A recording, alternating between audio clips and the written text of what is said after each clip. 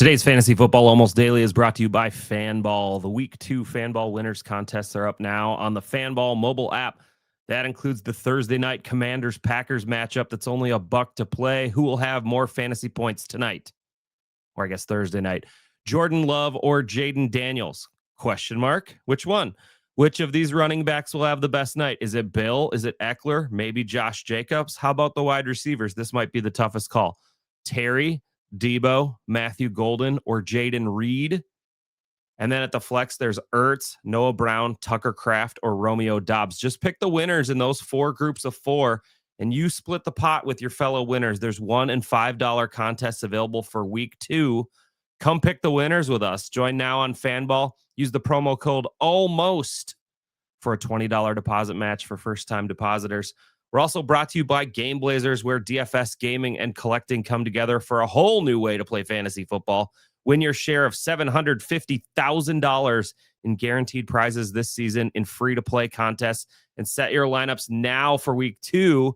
If you haven't signed up yet, there's still a lot of cash to play for. Download and register today for your free starter pack and use promo code FFAD, like Fantasy Football Almost Daily, when you make your first deposit for a match of up to $100. Build your ultimate fantasy team with Game Blazers. Today, we're going to preview the Thursday night contest between the Commanders and the Packers, 2 teams who are 1-0 and looking to build off last week's divisional victories. But first, Less Than Jake. From the Sports Hub Games Network, this is Fantasy Football Almost Daily with your host, Matt Harrison.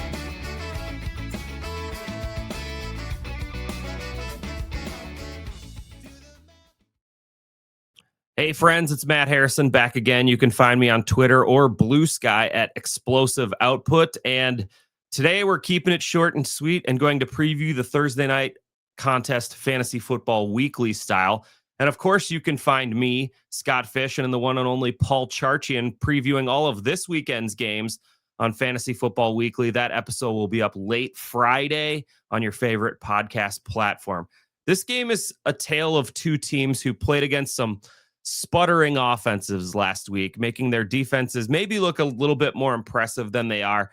And last week for the Packers, they faced off against a Lions team who was kind of working through a new OC, and we're starting 3 new players on the interior offensive line. And those 3 new starters look like matadors out there for an improved Packers defensive line.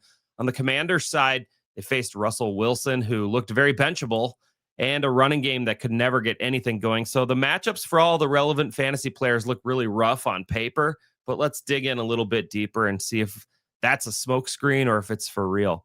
Let's start on the Commander side. I got a B+ grade for Jaden Daniels. Charch can't stop me from giving pluses or minuses in this podcast, can he? No.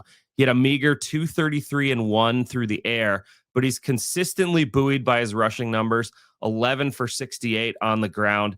He's had at least 48 rushing yards in 6 of his last 8 games, and one of them where he missed that mark was a Week 18 game last year where he didn't play the whole game. The Packers contained running quarterbacks pretty well last year, but Caleb Williams did ding them for 70 rushing yards in their Week 9 victory over Green Bay. And Hurts and Richardson were each in the 30s for rushing yards.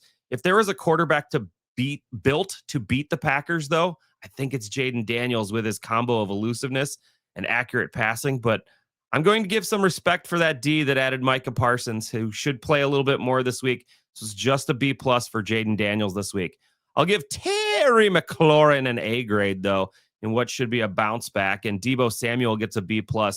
They move these guys around a lot and figure to target slot corner Javon Bullard, who the Lions tried to mercilessly attack last week. They targeted Bullard 11 times, and receivers caught 10 of those passes for 72 yards. In fact, of the 17 balls thrown to a cornerback in coverage against the Packers last week, 15 were caught. So the secondary is a little bit on the shaky side still. Deebo garnered the highest target share on the team at 34% last week. That was 10 targets. He had 7 catches and 77 yards. And it looked like Deebo still had it, and he wasn't that fat. So we're going to fire up both of them. Terry gets the edge, though. I think there's the ability to throw deep on the Packers. Carrington Valentine gave up a touchdown along the perimeter at the very end of the game. I think Terry McLaurin gets loose and gets a touchdown in this one. Zach Ertz also startable with a C+ grade. He caught a red zone touchdown, and the Packers gave up 79 yards to tight ends last week. It's probably a little bit closer to a B- on that one. I like Zach Ertz a little bit in this one. Finally, the running backs on the Washington side. I think a lot of people are really excited about Ja'Cory Krosky-Merritt, but maybe pump the brakes a little bit. Austin Eckler had 9 touches, 6 runs, 3 receptions, and 57 total yards, and he was on the field for roughly half of the snaps.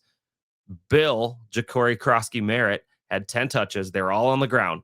82 yards and a score. I mean, 8.2 yards per carry is fantastic, but he was only on the field for 29% of the snaps. Both backs had 2 touches within the red zone. Bill converted his. That was good. They randomly sprinkled in Jeremy McNichols for 4 runs as well, which is more annoying than anything. But the Packers only allowed 2.2 yards per carry to Jahmyr Gibbs and David Montgomery last week. That doesn't bode well for Bill specifically, especially when you consider the Packers allowed 14 running back receptions last week, including 10 to Jahmyr Gibbs. So I wonder if that's a product of the Lions' interior defensive or offensive line sucking so much on run plays that they couldn't get anything going, or they sucked so much on pass protection that they had to play dump offs. Obviously, they're not playing the Lions this week, so I'm gonna give Eckler the little bit of the edge in this one. I think he probably is the better back in PPR. I'll give him a C+ grade. I'll give Bill a C grade. It seems like Eckler's going to get all the passing down work and still some of the rushing work. On the Green Bay side, I'll stay at the running back position. I'm going to give an A grade to Josh Jacobs, and I don't really care how good the Commanders looked against the Giants' 3-way timeshare in the backfield last week. Jacobs was on the field for 87% of the snaps. He had 83% of the team carries, plus all of the inside the 5 work.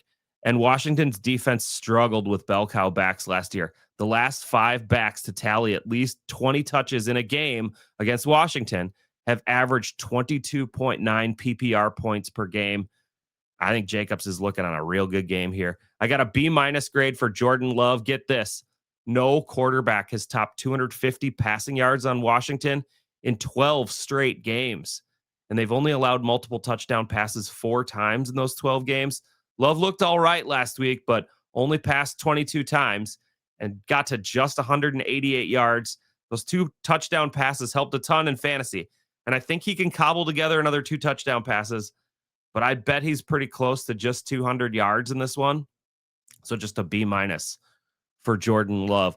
A couple of his receivers are likable, starting with Jaden Reed, who gets a B grade. Reed was only on the field for 52% of the snaps last week, but was targeted on 42% of the routes that he ran, which was the 4th highest mark in the league amongst wide receivers who qualified. The problem is that 42% only equated to 5 targets. So if you do the math, he only ran 12 routes last week. Still, he led the Packers in receptions, and he scored the lone wide receiver touchdown. I like Matthew Golden. I like Romeo Doubs, but if I could, especially going into a Thursday night matchup, I think I'd leave them both on the bench. Golden was limited in practice this week with a hampered ankle, but was upgraded to a full go on Tuesday. He'll go, but he only saw 2 targets last week. And Doubs, you're totally reliant on the splash plays with him right now. He only saw 2 receptions last week, but for a team high 68 yards, that's good, but you really need some things to go right for Doubs to be startable wide receiver. Finally, Tucker Kraft gets a B, and I really like this one. I think he's very sneaky this week. The Commanders might not have seen a tight end on the field last week, but Kraft got a lot of work in the offense. 78% of the pass routes, he was in there. He saw 18% of the team's air yards. He was targeted on a quarter of the team's play action passes, and he hauled in a touchdown. He's on the field a ton. He's involved in several ways, and he might be the most stable Packers receiver at the beginning of the season. So I like Tucker Kraft with a B grade here. A reminder, Game Blazers, primetime packs are on sale now for the week 2 primetime pyro contest. Plus, franchise packs are available for a very limited time over at Game Blazers, and you get those franchise cards that you can keep forever. Don't forget to use promo code FFAD for up to a $100 deposit match only at Game Blazers. We'll be back tomorrow for another show with Trevor Jones as we preview this week's favorite DFS plays. We hope to have all of your eyeballs and ear holes back tuning into us tomorrow for another Fantasy Football Almost Daily. Maybe.